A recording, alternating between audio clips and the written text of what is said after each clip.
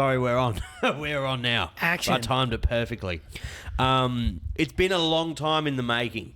There's been some phone conversations trying to schedule this one, eh? It's been a long time in the making. I reckon we started talking about fucking 2 years ago. Yeah, like literally as soon as you dropped the Darcy Morris podcast, I reached out to you because I was trying to start mine. Yes. And you were like a massive help with that. Yes, So and your accident was fairly fresh. Yeah. When we started talking. Yeah, I'd say so. Maybe I just got home, so maybe like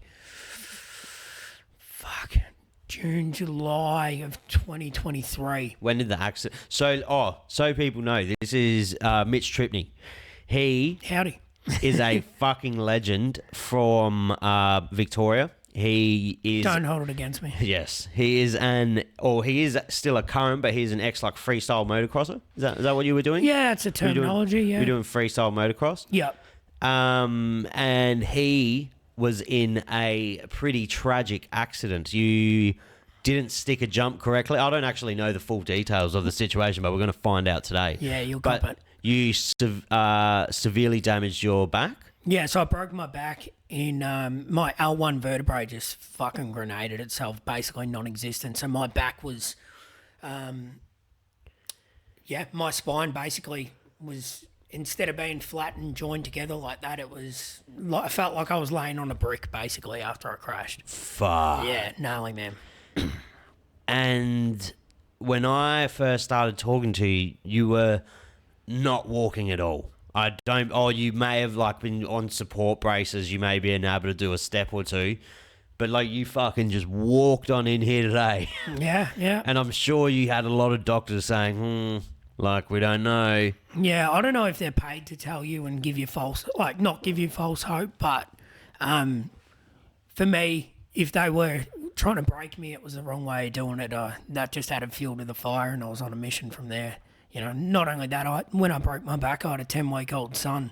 So, you know, I didn't want to rob him of, you know, the lifestyle that I'd sort of envisioned for us to live. You know, I wanted to run around with my kid and kick a ball with him and shit like that. And that had, you know, the click of a finger had sort of been taken from me and from him. So, yeah. It's hell funny because you're the second. So I did a podcast on. I haven't dropped it yet. I did it on Friday night. It's dropping tonight, which is Sunday. I saw that. I saw a bloke in a wheelchair. Yes. So my mate Vince, I've had him on the podcast before. He does like extreme sports. He does skydiving and wingsuiting and shit. Yeah, nice. And he fucking was skydiving, but he was sports skydiving. He wasn't with anyone. This is when they like kind of do wilder shit, smaller parachutes, quicker. Yep. Yeah, I've done a few jumps, so I'm pretty across all that stuff. Yeah, he fucking just came into a landing red hot, got distracted for like 1 millisecond. That's all it takes. Fucking ran straight into a wire fence, snapped his femur bone, like spearheaded, broken his femur bone, tore his whole ankle off. Like, fuck. He'll recover fine and stuff. It's just... Is it recent? Yeah, it was very recent. Yeah, right. It was very recent. I actually have the video. Oh, fuck. I'll show you. It's not too gruesome. He edited it down because I didn't want to see it. I didn't want to see him in pain, so he edited it down for me. But yeah, it's fucked. So you've skydived a bit, have you? Yeah, so I've done about 10 solo jumps. Yeah, wait up. I'll pause this. I'll chuck it up so everyone can see it as well, in case you didn't watch the last episode. I've actually been thinking about getting back up in the sky and doing my AF again, which is your accelerated free fall, which is basically your skydiving ticket. So you just came in red hot. Yeah, he's hooking in. And it's a very small landing strip. It doesn't look like much. Whoa. Yeah. But if you slow it down, you can hear his femur bone snapping in half. No, we don't need to slow it down. Yeah, it's fucking crazy. But Jesus. So what was your background? You were doing freestyle motocross your whole life? No, so I started riding freestyle when I was like 18, but I was like mad for dirt bikes, like whether it was motocross, or like jump. Like my passion was always freestyle motocross, but it's pretty hard to come across like a freestyle compound where you can just sort of ride whenever. And because they're normally owned by people in their backyards, you know what I mean? Like Ryan Williams or whatever, he's got a compound, doesn't he? Yeah, so his is more for like BMX and scooters, stuff like that. But they're not like a public thing like a motocross track where you can go to like a public motocross track most weekends and just ride and burn laps and put your times in and whatnot. But yeah, to have a freestyle course set up is, you know, pretty rare. You know, not too many people are into it, and it's like such a small sport, even compared to, you know, just motocross and supercross in general. Yeah. But to give that a little bit of context, that slap sport that we were talking about, like 50 times bigger than supercross. Yeah. You know, so it's like, yeah, freestyle motocross is such a small thing, but, you know, it's a pretty gnarly sport. It's fucking...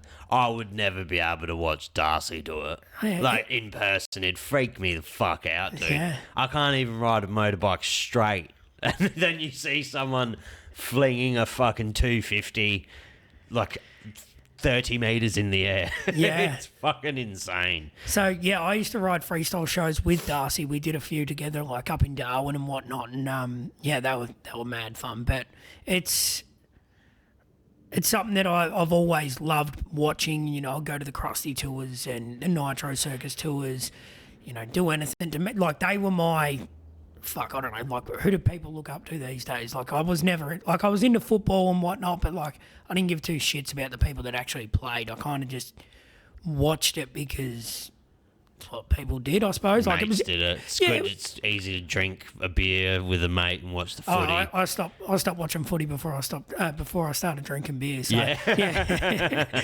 But yeah, no, I sort of fell out of love with football at a much younger age after I'd broken a few bones on my dirt bike. I broke my arm and I was like, I'm going to stick to doing this. It's way more fun. And like, I had to wear a helmet playing footy. Breaking your arm made you realise you want to do the sport. Way more, yeah. Really? Yeah, because I had a big target on my back playing footy. So I had a really gnarly brain injury, which I should have died from when I was much younger. I was only 9 years old. So after that, I had to wear a helmet playing football. To minimise concussion. Yeah, because like a good knock to the head, like a shit knock to the head gives me a concussion. Like a good one will kill me.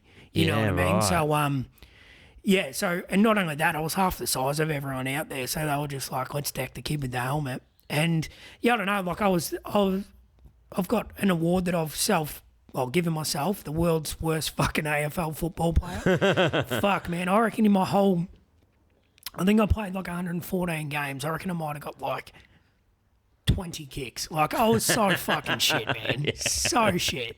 Yeah, right. But I did love, like, the camaraderie of being a part of something, you know, and, like, you make friends with, you know, you have a lot of friends that you don't go to school with. It was a really good, like, social thing and for the me. cool kids play, like, the cool kids are there, so you feel part of the cool club kind of thing. Yeah, but, yeah, I definitely hang my hat on the fact that I was the worst football player to ever come out of Yarrambat Junior Football Club, that's for sure. What if you don't have to go into it if you don't want to, but what was your brain injury? Just a fall? Oh, no, we'll go into that. Yeah, that's fine. No, so where I lived when I was younger, so we moved to a town called Diamond Creek in like sort of the outer suburbs of Melbourne, probably like, I don't know, an hour from the city on a bad day.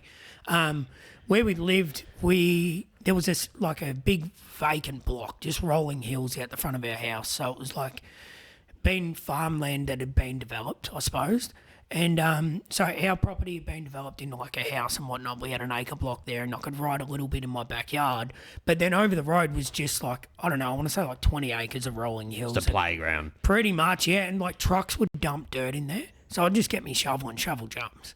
You know, and then a guy up the road, he was, I think, 7 years older than me, but he got into bikes after he'd learned to ride on mine. He got a bigger bike and a bigger bike. And cut a long story short, I was watching him ride one day and I got a text message on my old Ericsson phone that didn't, like it was a flip phone. The bottom of it was snapped off. I couldn't even reply to the text. Like, that's the error. You know, like it was old, man.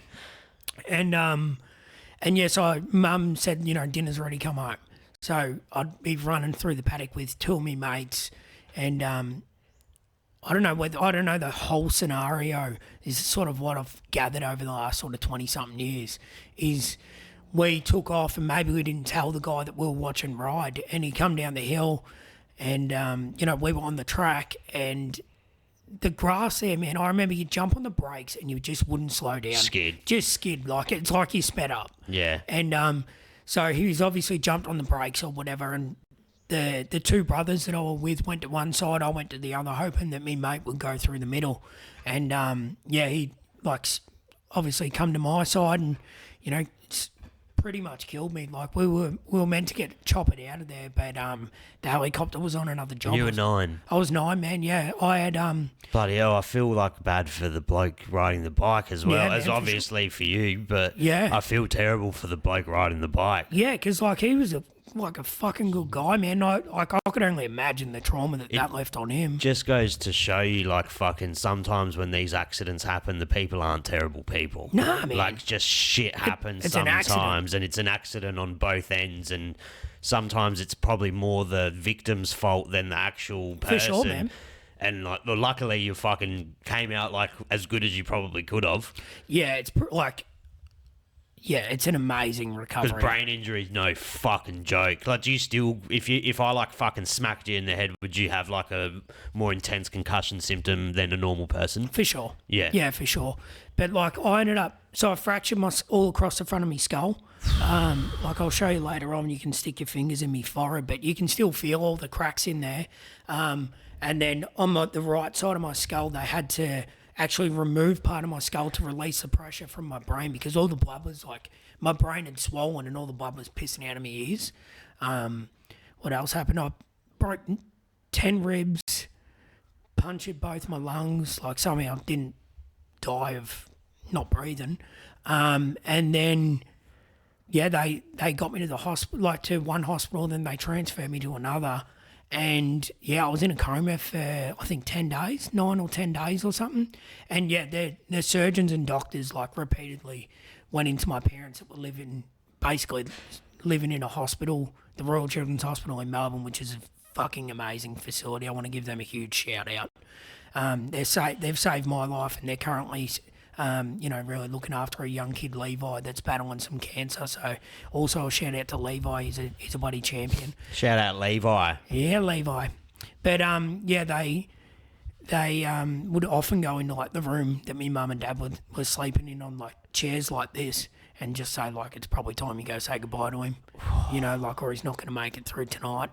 And that'd fucking suck for a parent, wouldn't it? Dude, and being a parent now, especially you'd understand as well. Oh, fuck, it means a lot more than it did 3 weeks ago to me. Yeah, man. Yeah. And it's gnarly, man. And that was I guess the second time I had to learn how to walk, because you learn when you're a kid, and then life just keeps trying to take you out, and you just refuse to fucking go, eh? Yeah. It's bloody intense.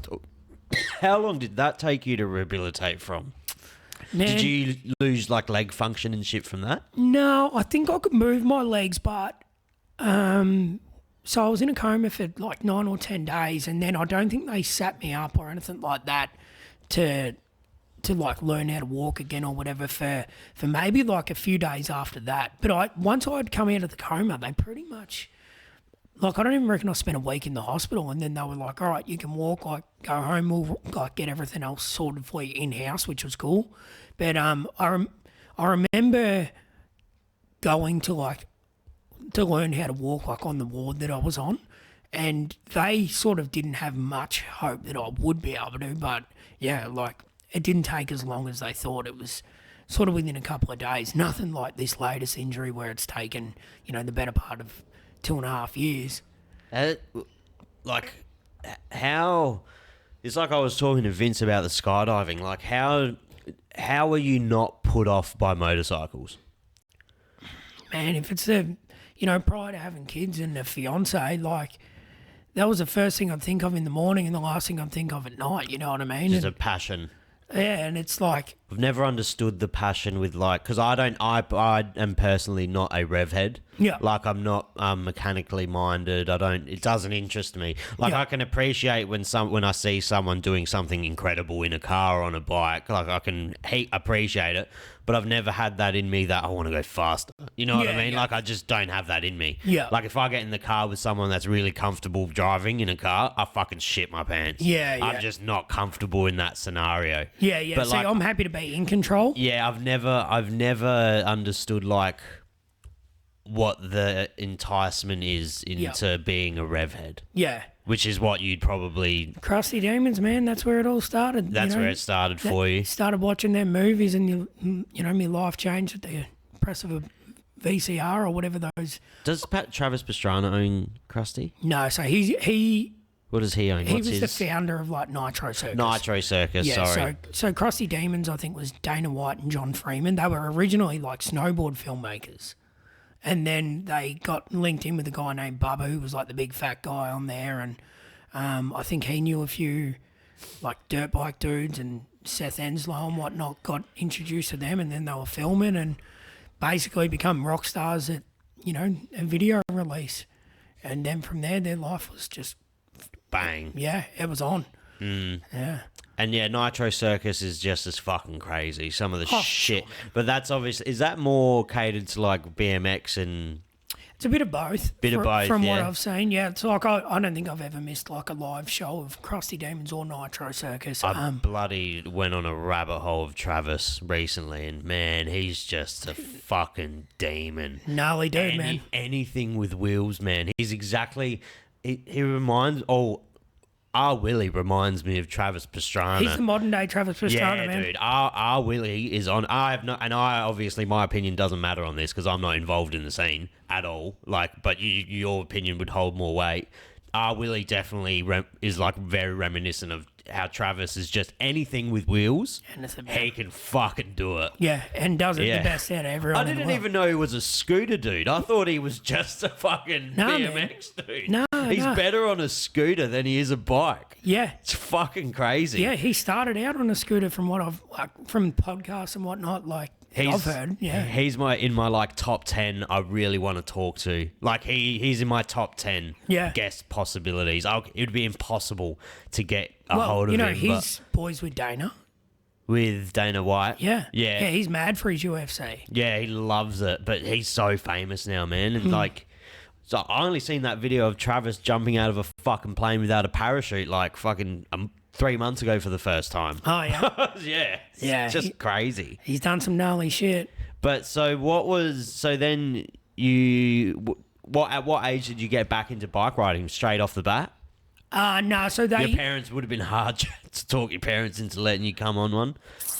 I don't really remember, but my injury when I got hit by the dirt bike, I think it was the 20th of November, and that was actually my son's due date, like 21 years later, and then. But, so the injury happened the 20th of November, and then I think I was allowed to get back on a bike within doctor's orders February 20th, which was my birthday. But I didn't rush back into it for some reason. But I was allowed to get back on a bike within doctor's orders and after all the scans and everything. But, I don't think that when I did get back on a bike, my parents would understand the magnitude that I wanted to take my riding to. Like, it changed my perspective on life, I suppose. It was like, well, your life can change like that. And to learn that at 9 years old was pretty crazy. The fact that... Blessing and a blessing, though, kind of in hindsight, because you pushed yourself a bit more. A blessing and a curse, man. Like, because I was willing to die for what I love doing. You know what I mean? And, like, I wasn't the best freestyle rider. In fact, like, when you look at the scale of riders, like, I was pretty fucking shit. But I was probably the most passionate out of anyone that I know. I still love that sport to death. And you pushed yourself. Yeah, well, I definitely, worked my boundaries pretty hard. Is it a sport, like, because much like skydiving and stuff, I imagine in freestyle, are people going 110%? Because I know in skydiving, if you're going 110%, then there's room for error. Like, eventually, if you push try and find the edge of your capabilities, one day you're gonna fucking find it and it's gonna hurt. Yeah. So with freestyle motocross, it's if you stuff something up and walk away, or you can even get back on the bike and ride for the rest of the day, like you're fucking lucky. You really are. But there's been many times that, you wind up in the hospital and whatnot. But you look at the X Games riders and stuff like that, they're pushing it, man. They're really going for it. And a lot of it, if they stuff those tricks up, it's life or death. You can bail out on like a BMX, throw your bike away, and you're not going 75 foot in distance and 40 foot high. Now they're going even higher with this new next gen ramp that they've built. Is it more vertical? No, it's the same radius. It's just, I believe, like 900 or a metre taller. So it actually sends you like, probably another 10 foot higher. I'm probably underselling it there. But I never jumped one of them, and I don't think I'd have the balls through, to be honest with you. Do you have more fear in riding now, like than you obviously would have before? Yeah. Yeah. So initially I'd kind of, without sounding like a toss bag, like I'd kind of hung the boots up. I was like, I don't need to ride freestyle anymore. I've done the backflip. That's all I wanted to do as a kid. I'm happy to not do it anymore. Is that the first milestone for a lot of freestyle riders? Or is that like a big milestone for a lot of freestyle riders? I think so, because like if you're not doing at least a straight backflip, like you're not really current. You know what I mean? Like you're not. You can't win. You can't win. You can't go to shows and perform like with better people, because that's like a base level trick. Yeah. So like I never flipped in a show. I've only ever done one backflip. My strike rate for backflips are about 25%. I've tried 4 and landed 1. Yeah. And I'll show you the videos later. But yeah, like it felt like I was falling from the moon, man. It was terrible. Darcy's a fucking nutcase, eh? And a fucking freak show on a bike. He's a fucking weapon. He's a man of few words, but fucking when he gets on a bike, big bag of tricks, big bag of balls too. Yeah. He's got him, mate. So talk me through the day this big accident happened and what happened exactly. Yeah, so a mate at the time, he sort of said to me, "Oh, we've got a show. It's for charity. Like no one's getting paid. Do you want to do it?" And I was like, "Oh, like yeah, I'll come back and have a ride." And I did it like practice a few days prior. Went and jumped the gap at different places and whatnot, so I was comfortable and everything. But I just really wanted to ride a freestyle show in front of my son. Yeah.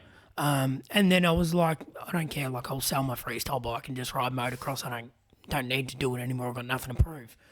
And so we drove up to the town of Echuca and stayed with our best mates. And in the morning I went out to ride practice, and my son was back at the house sleeping. And first jump, I overcooked it, but I tried to go a little bit far intentionally, because coming up short hurts like fuck. You come from, doing whatever speed to a dead stop and basically going backwards. But the down ramp that we were jumping to, which is the big dirt pile that you land to, was just shit house. It was like nowhere near steep enough. There was no room for error, which the error thing, if you're riding shows, it shouldn't really matter. Like you should be able to hit the target, but it just freaks me out knowing that you can't come up, a metre or a half a metre short. Yeah. And so my idea in my head was to go, pretty deep in the landing ramp, land further down the ramp, and then work my way back up to the top, because I'd rather go long than come up short. Yeah. And so first one, I come in. I usually do 2 run-ins and then jumping on my third. So I thought I'll stick to my guns and do that. And I ended up just going. I don't know whether the ramp was running deep. I mean, I can't even give it that. Everyone else jumped fine, so I can't even pass the blame. Like it was 100% right error, and so I just jumped and I come in a bit too hot, and I'm sort of still floating up, and I'm like, I was meant to land there, and the down ramp kind of just disappeared, and I was hoping that if I jump off the bike, I'd slide down the down ramp on my ass, and it obviously hurt, but I'll be all right.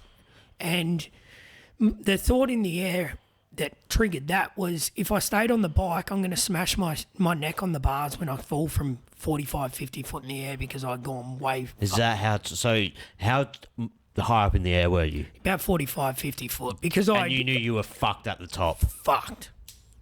So you take off, you're up at like the peak of the height. The apex. And you know you're fucked then. Yep. And so usually like a jump off 75 foot, you get about 3 seconds in the air, like give or take a couple of milliseconds. But that would have felt like an hour. Felt like an hour on the way down, man. Yeah. And the scenarios you can come up with in that half a second, like caused me to jump off because I thought if I stay on this bike, my body position's already wrong. I'm way off the back of the bike. I'm going to smash my helmet on the bars or the fuel tank and possibly snap my neck. And then I'm going to like wrap the throttle on and hit the fence and then flip over the fence. So I thought of all of that quicker than you can say it, you know. So I thought, fuck it, jump off the back of the bike, blow your legs out, do what you got to do. And so I jumped off the back of the bike and actually landed in the seated position, so my legs were straight in front of me, and I was sitting up. So my ass took the all of it, and your spine would have went straight up your spine, straight up my spine, and basically I grenaded my L1 vertebrae, and caused myself spinal cord damage. Was that the best case scenario, do you think? I still believe it was, man. Because it sounds like from that height, the only other option's death. Like, it's either... Like, you're not coming out with any... You're not walking away. Good injury from that. Like, there's no best case scenario. Like, breaking your spine's probably... literally the best case scenario. Yeah, like I'm sorry for laughing. No, dude. It's just such a wild fucking thing to be like 50 feet up in the air and knowing you're fucked for 3 whole seconds. Yeah. This just would be the most terrifying thing. And having like to make a really important fucking judgment on what to do. Yeah, man, it's it was scary at the time, and I hit the deck and I knew straight away I was fucked. It felt like from my sort of belly button down, it felt like I'd been wrapped in cotton wool, and it just like pins and needles, tingles, like, yeah, it was gnarly from the get-go. Did you pass out? Nah, I had it. You'll think this is crazy because even I think it's fucking crazy. I didn't pass out. My pain tolerance is like through the roof. And when my son got there, because we'd obviously called an ambulance, and I'd said to the lady, I'm like, fucking get him to send a chopper. Like, I need to go to Melbourne. Yeah. I've broken my back. I know I've broken my back. I've broken enough bones to know, like, this is fucking really bad. So my best mate, Luke, rang his wife or my fiance and said, like, Trip's had an accident. It's bad. Get here. And Leash come running over. Sorry. You're good, man. Take your time. Yeah. My fiance Alicia come running over, and Brooke was carrying my son, and I had a bit of an out-of-body experience where I could see myself on the floor through my son's eyes. Oh, that's fucking crazy, eh? Kill me, man. Kill me. And I thought, I've just robbed my son and fucking an able-bodied dad. Yeah. Fucking hell, that's fucking heavy. It keeps me up at night some nights, man. But fucking you're still here. Yeah. That's like the best bit about it. Yeah. And it's fucking probably, I'm not going to say it's like, on the upside, like coming from this, it sounds like you've stopped drinking. Yeah, so I stopped drinking prior. You stopped drinking prior, but like you're obviously fucking probably as healthy as you've ever been. Besides the medication. Besides the meds. But like, yeah, 100%. Your mental's probably fucking, like, not bad. Like, and you're here. You're still fucking here. Dude, you're exactly right. It's like, But that's fucking heavy having, like, you always hear of people having those out-of-body experiences. And I think unless you've experienced it, it's hard to envision how heavy it is. Dude, yeah. But besides maybe with like some fucking really hardcore psychedelics I've taken, I've never had it with like a like a near death or Yeah. like a brutal injury, because that's like you're fucking dying. You were essentially you were fucking probably dying at that point as well. Yeah, I like if I had hit my head from that height, I was dead. Oh, you would have been fucked. Dead for sure. Yeah. Dead for sure. And yeah, so once I had that out of body experience, I remember just apologising to my fiance, like, I'm so sorry. Like, Would have been brutal on her too. and she's like as cool as a cucumber. She's like, don't worry about it. It's fine. Like, we'll work it out. And, you know, we'd just brought a house, just like our son was 10 weeks old. Like, I'd just done his room up. Like, Mrs. is a soldier, eh? Dude. She would have had to hold it. Dude, fucking the strongest. down. I would put her up with a fucking, like, a legitimate, like, Navy SEAL. She's a fucking machine, man. And I said that the whole way through her, like, pregnancy. People would ask, like, how's your missus? Like, how's she holding up? I'm like, man, she's a fucking weapon. Yeah, dude, And she would have she's- had to hold it fucking down Dude, for, the for toughest a human- long time. The toughest human on the planet.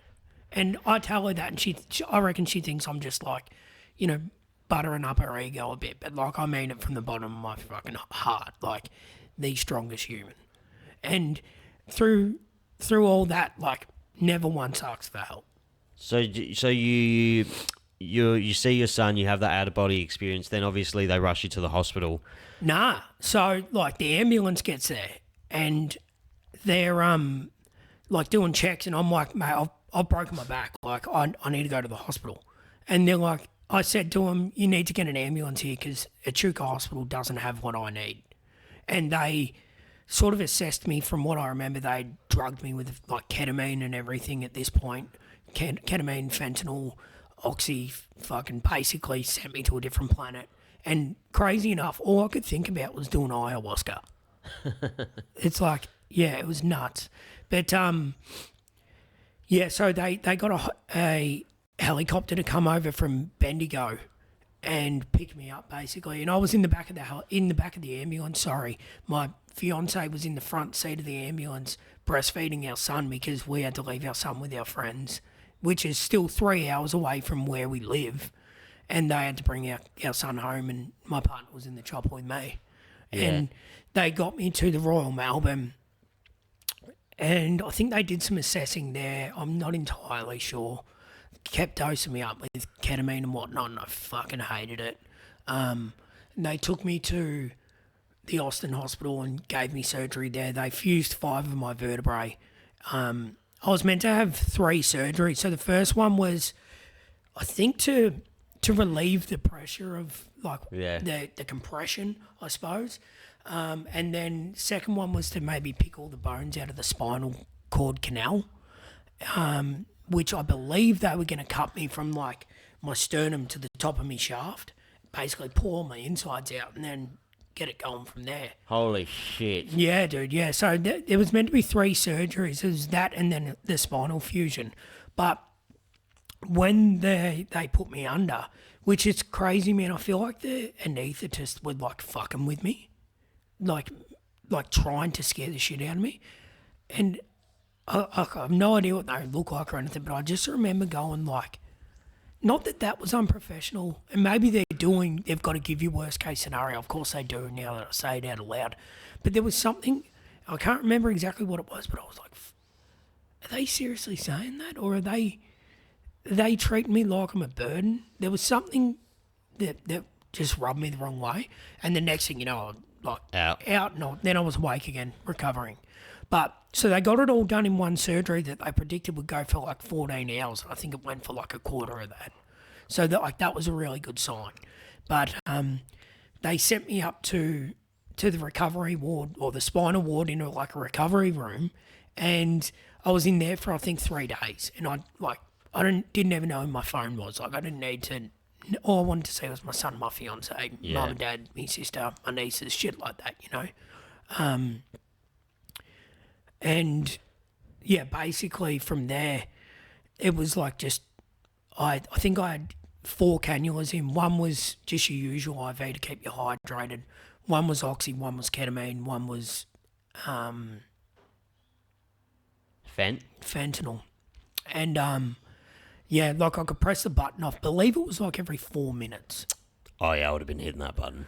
Yeah, well, Oh, fuck. well, what kept me sane, right? Because like I'd said earlier, like I was sober. I gave up drinking before my son was born. Yeah. Because my son was coming into the world. Like it was a promise I made to myself when I was about 16. As soon as Done.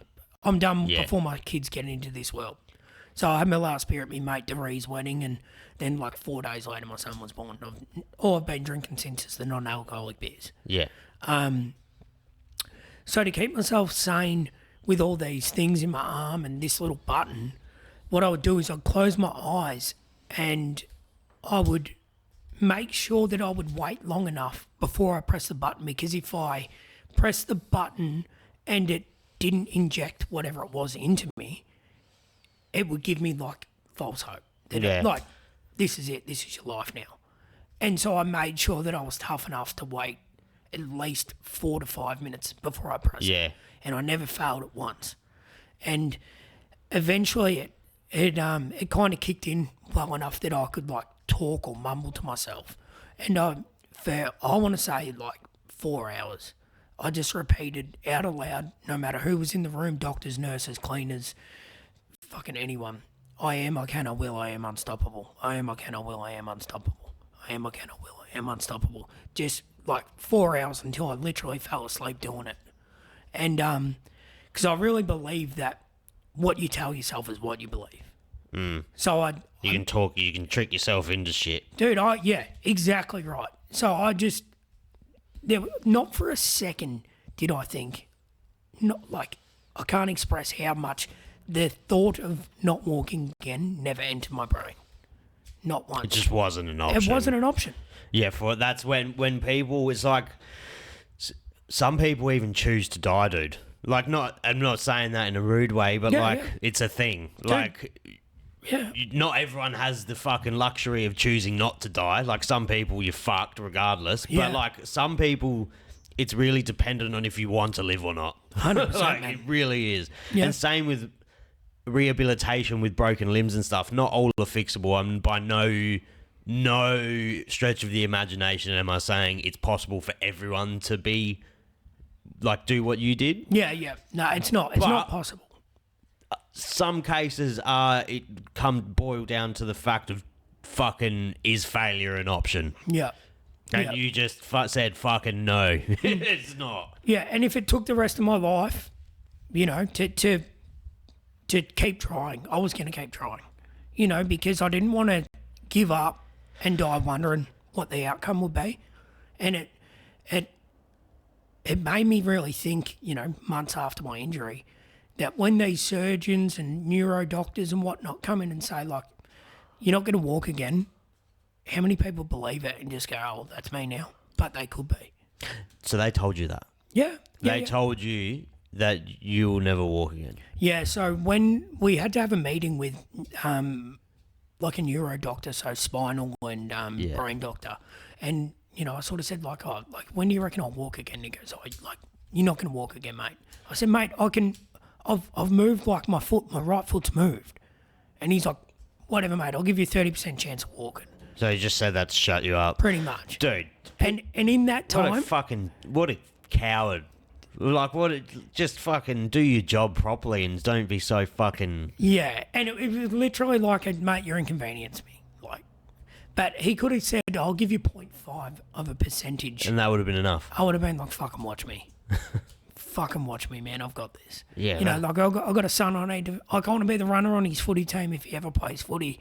I want to be able to, like, chase after... I've got a vision in life for myself, my family, and that not... living that vision, it's not an option, you know. So, yeah, we had that meeting. You know, my family was there. My best mate Luke was there, and he filmed it all. And you know, so like we've got hundreds of hours of all this footage and whatnot. That one day, if I, you know, ever come to making like putting a movie together just of my recovery, like I can do it. There's heaps. Oh, there. that would be fantastic. Yeah, but I've thought about it and I'm like, I'm nowhere near the end yet. You know, No, so I you've still can't. got a long road ahead. You're just at the middle ground now, if Yeah. anything. Yeah. Now's where the real work starts, now that you're on your feet. Yeah. So, yeah, from there, they transported me to a place called Royal Talbot, which is like a spinal rehab. And they did your basic 45 minutes a day of, let's see what we can get out of your body.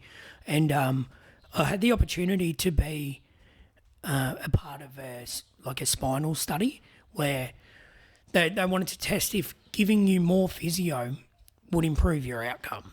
And there was an A side and a B side. If you're the A side, you did an extra 10 hours of physio a week, which at the time I was like, fuck, my body's tired. Like, I don't know if I can do this. And then, I was like, there's no other option. Like, you got to do it. You're one way or another going to be a part of this study. So I got selected to actually do the extra 10 hours. So I'd be in there Saturdays for 4 hours. I'd be in there Thursday night till 9 o'clock at night. And my family, my fiance and my son Riot were living in the rehab with me. There was a little self-contained unit out the back. And, the rehab there was nice enough to let my fiance and my son move in there with me so that we could be on campus to... That's sick. Yeah, because otherwise, Leash had to trek back and forth every day with, at the time, Riot might have been 3 months old. That's hard. Oh, we took our baby out for the first time yesterday, 5 minutes down the road. It was a fucking nightmare. Torture, man. It was a fucking nightmare. You have to packing the fucking car and, not forgetting anything is a fucking nightmare. Yeah. Yeah. And, so Leash and my son, Riot, moved in and, it was like balls to the wall rehab. And, we made really good friends with all the nurses and they would often come in just to, see me son and, have a cuddle with him and whatnot. But Friday, I got myself to a point where I was able to get in and out of my wheelchair from bed, to the toilet, to the shower. Becoming self-sufficient. Yeah, I was allowed to go home Friday night. So I'd do my rehab in the morning and then go home Friday night and then come back on Sunday and Leash would come in, a little bit later on with my son and we had this 2-bedroom unit there. It was nothing flash. It was completely wheelchair accessible, which was cool. But it gave us that, we're going to live as a family and this might be the outcome, sort of experience. And, so I was a part of that. And, I'll never forget that the lady that asked me to be a part of it, she asked me for a goal in 10 weeks, which is how long the experiment went for. I said, I want to be able to stand up. She goes, okay, it's pretty far-fetched, but we'll play your game. And I said, that's nothing. That's nothing compared to what I want to do. She goes, I need a goal for 1 year. I said, I want to run a marathon. And she laughed. And I said, what's funny about that? She goes, you know how hard it is to run a marathon? How many marathons have you run? I said, none. I said, I've run 5K at tops. She's like, my boss isn't going to accept that goal. You need a new goal. I said, go get your boss, tell him he's not talking to the fucking right person. If you want someone to play by his rules, go and get someone else to be a part of this experiment because my goals have never been, just your basic, let's just get to a place of comfortability. It's always, we're going to fucking break down walls and we're going to see how far we can take whatever it is I'm doing. So we'd done that and, by the end of it, I was able to stand at 10 weeks. And it was all right leg predominant, which was my leg that come back quicker, but it was still pretty amazing. And so then I left rehab and I was able to get in with, I believe, Australia's best physio, a guy named Gavin Williams, who I still work with, once a week today, and then his team 2 days a week. And so you still do 3 days of physio a week? Well, yeah, with that team, but for a long time I was doing 5 days. So it's only just been recent that I've dropped back to 3, and I'm still trying to push to get 5 days of physio because, you didn't run a marathon yet, did you? Not yet. Okay. I fucking hell. I done Spartans, which is a 5K loop and 20 obstacles, and I was doing stuff on there that majority of the people in my team weren't doing. That's fucking dope, man. Yeah. What was the feeling? So how long were you absolutely ridden to a chair? Do you still have to use a chair? Yeah, man. Yeah. I still use my wheelchair at home, flat stick. When you're at home, but when you're out and about now for X amount of time, you're fine on your feet, or does it? I feel it. Does it flare up? Yeah. It's shocking, man. So I still, if I have to go to the shops, I've got this attachment that goes on my wheelchair, I'll take that. So I just hoot down the shops. I get there quicker than if I was to get in my car and drive. Yeah. And my son loves to drive it because it's like a dirt bike, so it's like a 3-wheel dirt bike. But like if I go like to Bunnings or whatever, I'll take my wheelchair because it's big joint, easy to walk around. I'm in and out much quicker. It's pretty efficient. Yeah. And for a lot of my nights, like I get what's called nerve pain or phantom pain, and that sucks. I wouldn't wish that on my worst enemy, man. Is that just like reminiscent of the accident? No, so have you ever been tasered? Yes. So picture like a ginormous mud crab and its claws have tasers in it. Absolutely. Fuck that. So when I get that in my left leg, man, like you can't sleep. Yeah. And then you'd be on some fucking hardcore medication as well. Yeah, and when which you do would suck. When you take the medication to stop that, it wipes your brain. Yeah. Like it makes you a fucking zombie. Absolutely, man. But you fucking kind of need it, like, as well. So it's one of those things. It's just fucking the day you can kick those, that'll be a big milestone. I'm off them now. You are? Yeah, dude. It literally took like 2 years to get off them. Were you addicted? No, I don't reckon, man. I don't really have an addictive personality. That's good. Like, apart from coffee. That's good. But, we have kids. Everyone needs coffee if you got kids. Yeah. But, yeah, other than that, man, like, I don't see, like, any nothing makes me want to take them. I don't want to take any of the painkillers. It's the most putrid fucking addiction you can get, prescription drugs. It just fucking kills you. And I'm sure it'd be illegal if there wasn't so much profit for the government in it. Did you feel that it was a bit unnecessary what they were giving you? Yeah. What were you on? A drug called pregabalin, which I've seen like documentaries and even a current affair did a thing, and it's to break an addiction on pregabalin is much harder than to break a heroin addiction. Is it like an Oxycontin kind of thing? I believe so. But I've never been into like downers prescription drugs, so it's all foreign to me. It's stronger. It is, but it doesn't kill your pain. It kills like your neurological pain. So pains that are linked to your brain. Fucking so like wipes your brain, man. That's fucking a whole dissociative drug.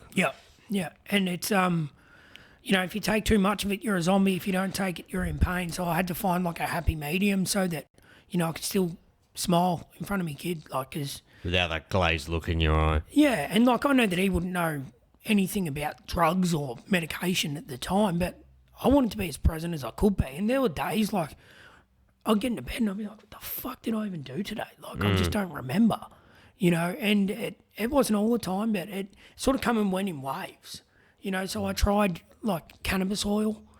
And that better? It's just not as strong. It was. I would take like one with THC at night time, and I really didn't like it. Make you feel sick? Man, if I got up to my son in the middle of the night time, I'd be like holding him. I'm like, how the fuck did I get here, man? Yeah. I'm in my wheelchair and I'm like, I probably just damaged every wall in my house. So it was like, just try and find a way to battle it. And then now I've found one that helps medicate, works like an antidepressant, which I've been taking for a long time, but also helps with neurological pain. So, yeah, right. Yeah. Do you remember how fucking stoked were you when the first day you like legit could just go somewhere without your wheelchair? Yeah, it's pretty indescribable. I remember I'd ring Luke and I'd be like, dude, I stood up and did the dishes today, and he'd be like, it was like I just told him I landed a backflip on my dirt bike. Like, he was genuinely as hyped for me to be doing these like normal little tasks that anyone could do, providing you're able-bodied or whatnot. He was genuinely stoked, and he wouldn't just be like, oh, that's sick. He'd be like, fucking tell me about it. What'd you wash? And that really helped me. So, like, to go to a wedding without a wheelchair almost made me feel like I'm not the sick kid, if that makes sense. Like, people weren't scared to tiptoe around you. Because it is a very natural... A lot of people don't mean it, but it is a very natural thing. You give someone a sympathy, you act a bit different around them. It's just fucking human nature. Yeah. Like, and it's a thing people do by instinct. Like, yeah. If you see someone in a wheelchair, you are a bit more wary of them and shit. And that would fucking do my head in. Yeah, and it's like there's times where you just want to like struggle alone. Yeah. Like if that makes sense, and it's like, you Just know, let me fucking do it. Yeah, let me- Just let let me me- fucking do it. let me- It'll take me longer, but just let me fucking do it. let me see if I can like wheel myself up this hill. Like I don't want you to Yeah. push me. I don't want to be. My biggest thing was I didn't want to be a burden on anyone, but I also didn't want like people to be upset for me because that would bring me down. So it's like if you come into like the hospital to visit me and you're upset, like see you later. You got to go. Yeah.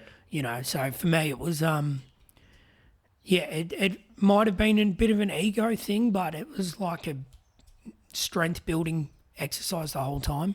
So yeah, to go to like a wedding with no wheelchair or you know, to go to the shops and walk in, which literally, man, like just to drive down to the shops and walk in or not take my wheelchair, probably only been 4 months. Yeah. Like it's still pretty fresh. Yeah, right. That You would have know, been like- phenomenal. Like I'm trying to build myself up to like walk to the supermarket near my house. I still Yeah. haven't done that. How far away is it? Probably like 800 metres, and like I know I'm fine. I know I could do it, but it's like everything now is like on a time frame, and it's Yeah. like there is a little bit of a mental barrier that like It's the mental now. There's also trusting your body again, shit like that. Yeah. You're back on fucking bike. yeah. You're riding bikes. Yep. I You fucking, that just doesn't put you off at all. nothing, man. Like I mean, For jumping? for sure. Like I'm not going to go and ride freestyle anymore. Yeah. There's no way. That's like, done for you. Like my fiance's dead against it, and I completely understand why. Fair enough. Yeah, I'm not going to argue with you. I would love for you to like go, you know what, like I can trust you to have a ride around with, you know, your friends and whatnot, but we're not there yet. And that's Yeah. completely cool, and I hold nothing against her for that. You know, but yeah, I've ridden a few bikes. You know, I had a ride the other day just on a little 50 at Darcy's joint, and I've rode a Stark, I've rode a KX60 with my son, and then took my daughter on it, and that was fucking epic. It was their first time on a dirt bike, and I was, no matter what my injury withheld, no one was taking my kids on a dirt bike before me. That Yeah. was my thing. And yeah, so I was able to do that, which was massive, you know. Would you be fucking hesitant to let your son do motocross? Or your daughter? I'm not ever going to push it on him. I'll never push it on him. But Like, if he said like he came up to you or your daughter came up to you, do you have a boy and a girl? yeah, so I've got a son Wright and a daughter Chevy Rose. If Chevy Rose Yeah, and man. Wright, that's fucking mental, They mate. they are built for crusty demons one day. Dude, they're as fucking tough as nails too. It's Like if they came up to you though and were like, "Okay, Dad, we want to fucking ride freestyle motocross," what do you do? oh man, I try and stick true to like my guns prior to my injury, and it's like whatever my kids want to do, given it's not illegal, you know. And I've said it from day one. If Wright wants to do ballet, well, I'll go get the matching tutu and I'll fucking do ballet with him. Yeah. You know, I don't care. I'd never make them do anything, and I'd never tell them they can't do anything. I want them to fully know that this is their life. I'm just their biggest supporter. Yeah. And whatever you want to do, I will sacrifice whatever it takes to go all in if that's your complete passion. Yeah. You know, if you're half-assing it like I was and going out drinking, getting pissed on the weekend and partying 3 days a week, whatever, well, you're only half in it. You know what I mean? It's like, I'll support you in it, but it's, you know, if you want to race motocross, like, before we get to that level, you need to know these are the injuries that your dad's had. This is how many times your dad's nearly been dead. You know, like, I'm all for supporting them, but yeah, one, it's crazy expensive.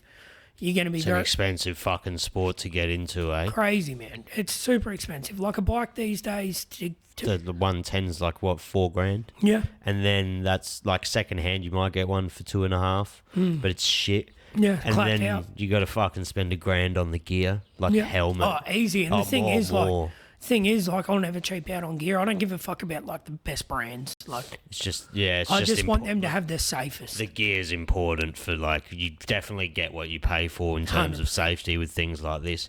I fucking rode a 110 for the first time 4 months ago. Yeah. So fun. I was just fanging around these streets. Yeah, gangster. So fucking fun, dude. Yeah. Like, and then I was talking, I was like, oh, I should get a 125. And then I messaged, like, Darcy. I messaged heaps of people I know that know about bikes, and they were like, you can't get a 125. It's gay. Yeah. It's like, it's cool if you get an old one, but like, don't go mobbing one on the street. I seen a 2-stroke for sale, and I was like, fuck, I don't think I'm ballsy enough to even fucking sit on a 2-stroke. Yeah, you kind of got to ride them like you want to blow them up too. It's like a 4-stroke. You can putt around like you're on a tractor. When you're jumping, you use jumping 2-strokes? So Darcy rides a 2-stroke, I ride a 4-stroke. Is so, 2-stroke more like you get more fucking oomph in it? Yes, or is and it no. just So personal preference? it's different. Like a 4-stroke is a lot more lower end power. So like you can take off super quick. You know, but Quicker than a 2-stroke? I believe so. You know, but a 252 stroke isn't the same as a 254 stroke. Okay. A 125 2-stroke is like a 254 stroke. Okay. So a 252 stroke's more like a 450. Yeah. So with a 2-stroke, you get a thing called power. Like a power band is like the rev range. Yeah. You know, you sort of, it bogs a little bit, and then it'll go, yeah, and rev off its tits and near on flip you off the back. That's when you're in that rev range, the power's at your fingertips. Yeah. Where a 4-stroke, I feel like you can be a bit more lazy because you always get, you know, it's not power band, but it's very bottom end power, and you can be lazy on a bike. And Fuck, as someone who's not like a bike person as well, the sound of a 2-stroke just fucking shits me. Oh, dude, really? You'd love dude, it. What about the smell the of smell it? of the petrol Dude, nice. I want to make a fucking men's aftershave that smells like 2-stroke. I'm pretty sure fucking like Borgie's fucking trying to get air fresheners like 2-stroke. He would be, man. He would be. 2-stroke does smell fucking a lot. Like it does smell nice. Yeah, dude, I'd wear that shit. I'd wear that shit for sure. So your kids come up to you and they're like, okay, we want to do this and that. Obviously, you would fucking train them up. I've got a lot of better friends, better riders in the industry that are friends, you know, so I'd probably look more towards them. But, you know, freestyle's a lot safer these days with airbag landings and The and training itself's not the hectic part if you have proper facilities, eh? It's more the actual executing it on the day is the fucking hard bit. Yeah, I'd say so. So, like, you know, a friend of mine, Rob Adelberg, he's currently like #1 in the world, and he does like front flip combinations that people aren't doing in backflips, you know, and it's just phenomenal. But he's got, you know, the foam pits and stuff like that, and he, you know, basically breaks down the trick step by step and then goes to X Games and throws it down, or gets on the Freestyle Kings Tour and throws it down just because he wants to get it done, you know what I mean? And like, it was only earlier this year he did 3 world first in like a month. It was Freestyle Kings Melbourne, and then X Games Japan, and then X Games in LA. Oh no, not LA, Salt Lake City, that he did, you know, 3 brand new front flip variations, and he got 2 gold medals out of it. Like, why are Australians so good at anything with fucking 2 wheels? Like, Australia, know, man. for how many of us there are, we fucking dominate. we do. Like, and it's so funny, the news never talks about it. That's probably what we're best at. Yeah, yeah. Like, legitimately, besides fucking swimming, like, Yeah. Australians absolutely fucking dominate at anything with 2 wheels. Like, you Yeah. got the Thomas brothers, is it Thomas? Jet and... Oh, Lawrence brothers, yeah. The Lawrence. Yeah. Jet, is it Jet and... Jet and Hunter Lawrence. Yep. So they're from Queensland Jet's now, just the world #1. world #1, and he's fucking 19 or 20. 22, yeah. And his he's- car collection's ginormous, man. Kid's Yeah. got like a Rolls Royce, But couple of Ferraris. they've been that good for years. And, like, now he's embedded with, like... He's kind of in with, like, the MMA community now because Jackson podcast. of Jackson. Yeah. And Jackson fucking... I don't know if he sponsors him or if they're just close friends or... So Jackson Jewelry, I think, sponsors Hunter and Jet. yes, I And believe then so. they've got a training, like a boxing training facility or Yeah, UFC. Bear. So Bear's fucking bowling, dude. Yeah. He made all of his money from paintball parks. Yeah, that's what. Yeah, Darcy and I were speaking about that on the way here. Or allegedly. I don't know what the fuck he made his money from, but he's got a lot of it. But he gives it to these, like, dope people that usually wouldn't receive, Yeah. like, that kind of money. Well, the cool thing about it is too, like, bringing jewelry into like that, that sport, you know, of Supercross. It used to be baggy jeans and, chains, shit like that, like holding your wallet type thing. But, to bring all these like flash watch brands and stuff like that in, it's fucking cool, man. It's like getting... Makes sport bigger. Exactly. And that's a good thing about Jet. Like, he gets old NBA players to come and watch him. He's like getting pretty famous. He's like, he's breaking out of the sport a little bit, which probably is really good for the sport. It's like, for sure, everyone needs a Conor McGregor if they want their sport to grow. 100%. You need someone to hate too, man. Everyone wants it, and Jet's a bit cheeky. From what I see. Yeah, and which is good. The American people, a lot of them don't like him. They're all like, oh, Hayden Deegan's so they'll watch every single one of his races so he fucking loses, but he won't. Look at Floyd Mayweather, man. Like, for a long time, he was the highest paid athlete in the world. No one ever wanted him to win. It's just fucking demons, man. Australians are just so good. Like, every now and then I'll put something on, like if it's a bike race, like if it's whether it be BMX or motocross or just something. I'll just always flick something on. I always like watching X Games and shit. You look at the lineups, everyone in the top 10 is Australian. Yeah. There might be fucking 4 people from other countries. The rest of them are all Australian. Yeah. And they're all fucking killers. Yeah. I don't know what's in the water. But they don't advertise it on the media at all. I don't know why. It's like... It's not football, man. You're not wearing shorts and a friggin' singlet and tackling blokes in the fucking paddock. I think, honestly, it's just because of the way... Like, they're not going to put Supercross on in a pub. They're going to put a footy game on.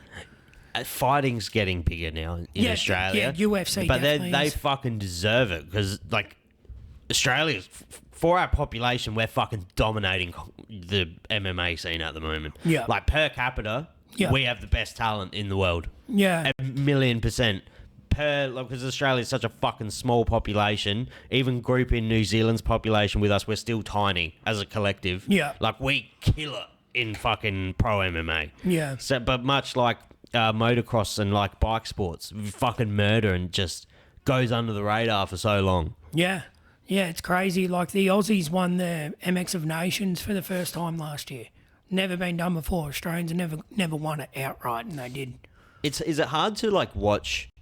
Like, is it accessible to watch motocross or freestyle? You've got to buy like an app, and it's not cheap. It's like $300, but you might get like 30 races that you get to watch over the year. So like, I watch that flat stick through Supercross season, which is, we watch it here on a Sunday.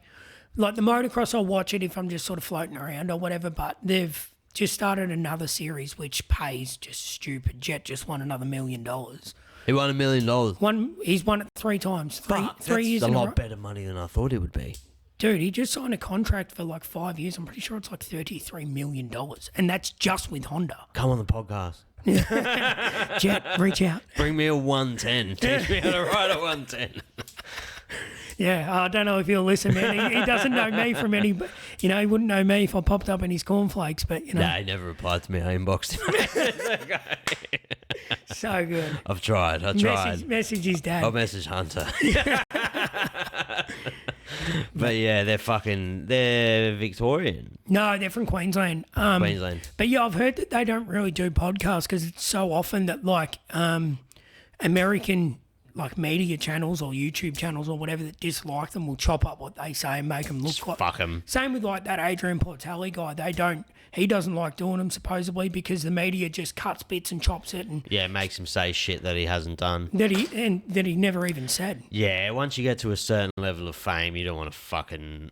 You just don't want to do shit for free for people as well. No. Like, I totally understand it. For sure. I like heaps understand it. Like, anyone of that size would purely be doing it to benefit me. Yeah, exactly. Like, there would be nothing I could give them of value. You know what I mean? Yeah. But there is a good conversation, man. Sometimes people lack that conversation. But sometimes people do throw you a bone and they're like, fuck it. I've had heaps of people who, like, had no business coming on this podcast. And they're like, just like, okay, let's do it. Fuck it. And I was like, oh, that's fucking really cool. So you just got to get lucky at the end of the day. Willie would be my, like, biggest. I love watching someone that just has no fear. Like, you can tell he just has no fear in him whatsoever. Yeah. Like, I love his, like, YouTube content. It's fantastic, man. It's crazy. It's fantastic. But so what stage do you reckon you're in now? Do you reckon you're, like, in the middle of the journey? You're just starting? Where are you at? I mean, in my own head, I'd like to think that I'm still really early. Yeah. You know, like my goal is still to do a marathon. Whether I like What's a marathon? 50? 42. I believe. 42 kilometres. Yeah, 42 kilometres. Fucking never run that far in my life. I've never either. I'll come with you. Yeah, so I've never run that far either. I'll do it with you. yeah, done, man, done. I probably won't be able to run the whole thing, but hey, I don't care if I fucking walk it. You could do a fucking half marathon, I reckon. We could do one fucking easy, man. Oh, you got to start somewhere. I'll bring a 6-pack for myself. So have you seen? There's a guy that puts out content, just goes and does all these marathons, absolutely maggot drunk, like necking little flasks of Fireball and shit. That's funny. Yeah, that'd be fun. No, I reckon you'll get there, man. And also, if people didn't know, Mitch has his own podcast called Bring Your Own Chair. Yeah, BYO Chair. BYO Chair. He does it more as a passion project. He doesn't run it how I run the podcast. I run it for like different reasons to him. I fucking want to make a insane amount of money for not doing any work. That'd be cool. But Mitch does run his more like his pace. He obviously he's very busy with fucking rehab and having children and fucking just general life. So he doesn't have as much free time as me. So his isn't uploaded weekly. No, it's like, I think I've done like one in the last 12 months, to be honest. Really? Prior to that, when I first started it, I was dropping one like every 2 weeks, and it was really good. Like, It's finding guests, man. yeah, and like my niche was like to talk about people with injuries, you know, talk to them, because a lot of them don't get their voice heard, you know, and a lot of them are getting screwed over by their insurer. They're, you know. What's your situation with that? So I'm lucky. I've registered my motorcycle to be able to ride in the bush. So I've got the same coverage as if I'd crashed my car on the road. So with that being said, no matter where you live in Australia, you should try and buy a motorcycle in Victoria, get it rec registered and get it shipped over to where you live. Because if you have a motorbike license, you'll be covered for whether it's broken bones, serious injury, stuff like that, where they'll pay much better wages if you end up with a disability like myself, rather than being on NDIS and getting a disability support pension, which is how people live on it, has me absolutely dumbfounded. So, just to get this clear, any state in Australia, you would recommend they purchase their motorcycle in Victoria and get it shipped over? That's what I think, because Victoria's the only state that actually does this for motorcycle riding. So, from what I've been told, Queensland and like the Northern Territory, they have a similar thing, but it's capped at a certain price. So I think like Queensland is $1 million. Once they spend $1 million on you, see you later. I think Darwin or Northern Territory is like $500,000. Mate, I would have done $1 million before I left fucking rehab. Like, it's until the day I die or I'm old enough to retire and get my super. So, yeah. So, if you are serious about your riding and you want to have very good insurance, I think it's like, it might be $1,200 on top of buying the bike to get the thing rec registered. But then you can ride in the bush and you're covered. You can ride pretty much anywhere and you're covered. But yeah, like other states don't do that. Interesting. Yeah, so you're covered the same as if you would crash your car. But like I said, I don't know what other states' policies are when it comes to how long they will cover you. I was going to say, because you would, if you didn't have that, you'd be up for fucking millions of dollars. Man, we would have sold our house. You would have had to. We would have had to have sold our Like, house. just for the physio alone. Dude, I had to renovate our house so that it was accessible for me in a wheelchair. Like, it was like fucking $200,000. Are you joking? Yeah. $200,000 to make your house wheelchair accessible. Yeah, and like, I mean, I'm not in the construction industry anymore since my injury, but it's not a fucking $200,000 job. But let me tell you, what they did wasn't $200,000 worth. It's just because they're charging a like governing body. Yeah. It's not the government, but it's like a different thing. They're getting the most they can out of They're it. getting every cent they can, man. It's like those fucking dickheads in Melbourne that... There's plenty of them. The dickheads in Melbourne that made those machete bins. Oh, dude, They flopped. the fucking dumbest thing in the world. You can buy a shipping container. How much did they say that each of them took to make? It was like 100 grand. No, it was like 370 yeah, no, grand. it was. It was like $1.3 million of taxpayers' money. It was for 13 million, man. Oh, 13 for these metal boxes. But you can buy a shipping container for like, what, 5 grand? Dude, it's literally fucking not even $1,000 of metal on those things. Who the fuck is handing in a machete underneath a camera? Like, I think the idea isn't too bad, but Melbourne's crime rate is out of control. No one is giving up their weapon. Yeah. Well, oh, yeah. We're having heaps of fucking stabbings. Please hand in your only form of defense. Yeah, it's like, fuck, man. Like, yeah, Melbourne is just out of control. Like, It's fucked. we want to leave. It's fucked there, man. It's unsafe. I don't like. Sydney's worse. Really? Sydney's fucking... Yeah, I'm bypassing that fucking Sydney's joint. fucking rough, man. It's just fucking... And Melbourne's fucking got the tobacco wars going off hard. Like, shops blowing each other up. They need to make a movie on Victoria one day, man. It's fucking a jungle. It's a joke, man. And And like, then you got the city with like fucking everyone with blue hair and fucking wearing dresses. It's fucking just a strange fucking place, man. yeah, I'm Delicious food though. Yeah, the food's good. The food's Delicious good. food. Yeah, Delicious culture. Melbourne's not all bad. It's just it's too frantic for a little old Adelaidean like me. Tell you what, man, we just like, not me in particular, but the government there just like is so worried about the do-gooders. Oh, they're fucked over there. Is Dan Andrews still the fucking thing over there? Nah, his little fucking princess Jacinta Allen, who's fucking over all like the firemen, and she's just as bad, man. They're just all corrupt cunts. Fuck them. It's I can't wait to leave the joint. I honestly can't. you reckon Man. Queensland? Yeah, dude. It's like, The weather. well, one, I need the weather. The warmer weather helps with my pain. You ever done Darwin? Yeah, so me and Darcy used to ride freestyle shows up there. So I've been to Darwin like probably 12 Do to you 15 like Darwin? times. I would have lived there as a single man. Everyone says that. Because like it's very outdoorsy. Yeah. You know, I like all that stuff. I can't imagine my fiance enjoying it. Yeah. You know, like sure, go and visit. Like it's cool. There's a lot to see. I've never been. I haven't yet, dude. No. Yeah, it's sick. We should go. I've always wanted to go to Darwin. Next rodeo that he's on up there, we should go. Like it'd be Darcy. Yeah, like me, you, and Darcy, we should fly up because me and Darcy used to ride freestyle shows at a rodeo up there called Noonama, Noonama Tavern Rodeo. So it's at a pub, man.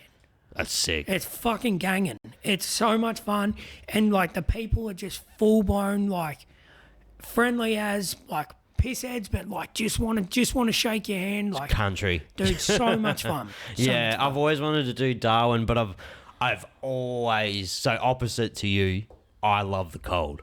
I love cold weather, and Yeah, I've okay. always wanted to go to Tassie. Yeah, okay. I've always said I'd move to Tassie without even visiting. Yeah. Like, that would be the only state I'd move to, Yeah, okay. and I've never been there. Yeah, that's fair. I just like the country, cold vibes. Beautiful there, man. Oh, it would be phenomenal. I can see it in my head, but Yeah. I'm yet to go. I want to go next year. Yeah, for sure, man. You'll enjoy doing something like that with your kid like 100 times more. It's much harder. I want to drive over. Also, No, you're going to need a submarine, mate. so we'll drive to Geelong, I believe. Yeah, I think that's I where think it it's is now. Geelong, and Yeah. Geelong's a shithole. I mean, Geelong, I've only been there once, very briefly. It was just a joke because footy people. Yeah, everyone yeah. shits on Geelong, but I've never. It was all right when I went, but people fucking hate Geelong. yeah, my father-in-law fucking hates Geelong, man. Like, if they had got up yesterday, he would have set his house on fire. I fucking guarantee it. It's a pisser. But, yeah, no, I've been to Tassie as a youngster. We went over there with school and then been over there a couple of times with, like, family friends. We went over to watch, like, one of our family friends' son got drafted to West Coast, so Yeah. we went and watched them when they played Hawthorn or something. I think Hawthorn, like their home ground or something, is in Tassie. They're like an honorary Tassie team. Okay. They're based in Victoria, Okay, but they do represent Tasmania. okay. But Tassie's getting their own team in the league in 2027. Oh, there you go. Yeah, but they're just having issues with like how fucking cold it gets there. They're like, if you're going to build a stadium, it has to have a fucking roof on it. Yeah. Because the players can't play in fucking snow. Yeah, But they do in America, but it wouldn't suit football. yeah, but they wear like long. Bro, the pants. Port and Hawthorn played in Tasmania this year, and it was like torrential rain, like insane, and they just couldn't play football. Like, you couldn't see the fucking other players. It was fucking shamble, but it's good. I don't mind footy. I prefer combat sports, but I watch footy when it's on. I actually watched like maybe a quarter and a half of like the Collingwood game last week. Because my Alicia's in, like she goes for Collingwood. She doesn't watch it, but like being a final game, we thought fuck it, we'll watch it a little bit. My father-in-law's corrupted my son to go for Collingwood, so Nice. yeah. But yeah, so we watched a little bit, and I actually somewhat enjoyed it. But I guess that's probably finals footy. I think the biggest thing for me with football is like, I hate the fans. The fans are fucking diabolical. Like, I don't get how they can go, oh, look, this person's fucking shit. It's like, you're shit. Like, you're sitting on the side of the fucking field because you're not good enough to play at this level. Like, eating a fucking hot dog and drinking a beer. like, yeah, exactly right. Like, I've self-awarded myself the world's worst football player. Like, and you're bagging someone out for being shit. Like, bag me out. Like, I'm fine with that. But, like, you didn't make it to the AFL. You can't say you were shit. I do it all the time whenever I've got like a bet on a fight and they lose. I'm like, you're fucking shit. As I'm fucking eating KFC, drinking a Pepsi Max. Yeah, I love that. But I will let it go because you have things to do today. But I do, mate, I do. if you are ever in Adelaide, you're always welcome. And next time you come, we will organise, I'll come up to Darcy's. Yeah, for sure, man, yeah. I'll come up to Darcy's because he's got a nice block of land there. You can watch me crash a bike. Oh, I don't want to see it, but I mean, if it's going to happen, I'd like to be there. You know? All right, bro. It was good to meet you. Yeah. Have a good one. Appreciate it, man.